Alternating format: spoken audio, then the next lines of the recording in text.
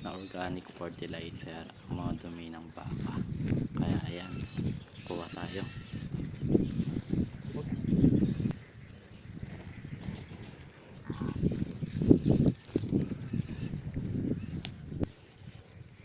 Ang kinukuha po natin dito ay yung mga tuyo na yan, tulad nyan.